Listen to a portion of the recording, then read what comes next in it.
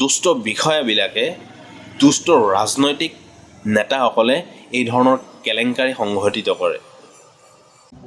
Good morning, মই ইমদাদ। আমাৰ ৰাজ্যখনত এখন শক্তিশালী চৰকাৰ আছে, স্মাৰ্ট পুলিচ আছে, প্ৰশাসন আছে, বিষয়াসকল আছে। তাৰ পিছতো এই পৰীক্ষাৰ নামত ইণ্টাৰনেট সেৱা বন্ধ কৰিব লগা হ'ল। কিয়?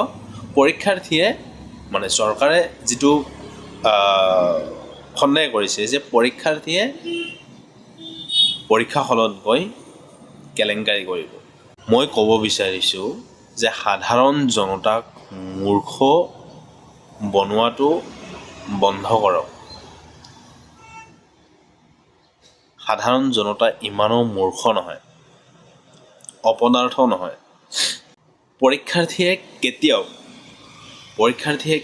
কেতিয়াও এক্সামত কেলেংকাৰী কৰিব নোৱাৰে।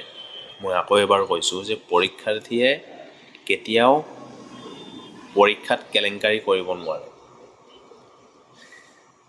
পৰীক্ষাত কেলেংকাৰী কৰে দুষ্ট ৰাজনৈতিক নেতাসকলে, বিষয়াসকলে, যিসকলে এই এক্সামসমূহৰ লগত ওতঃপ্ৰোতভাৱে জড়িত।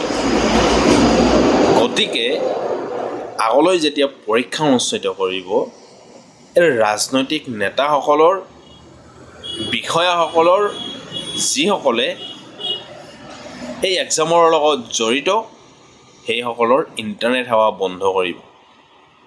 সাধাৰণ জনতাৰ নহয়। সাধাৰণ জনতাই এইবিলাক বিষয়ত এনেকুৱা দুষ্কাৰ্য কেতিয়াও সংঘটিত নকৰে। ইণ্টাৰনেট বন্ধ কৰি হাৰাশাস্তি কৰাটো উচিত হোৱা নাই। কাৰণ পৰীক্ষাৰ্থীয়ে পৰীক্ষা হলত কোনো ধৰণৰ ইলেক্ট্ৰনিক ডিভাইচ নিব নোৱাৰে, কাৰণ প্ৰশাসনে সেইবিলাক নিব নিদিয়ে। এই যে দুষ্ট বুলি যে ক'লোঁ, দুষ্ট ব্যক্তিবিলাকে, দুষ্ট বিষয়াবিলাকে, দুষ্ট ৰাজনৈতিক নেতাসকলে এই ধৰণৰ কেলেংকাৰী সংঘটিত কৰে। গতিকে সেইসকলক নাকি লগাওক, সেইসকলক আবদ্ধ কৰি ৰাখক, সেইসকলৰ ইণ্টাৰনেট সেৱা বন্ধ কৰক, সাধাৰণ জনতাৰ নহয়। ধন্যবাদ।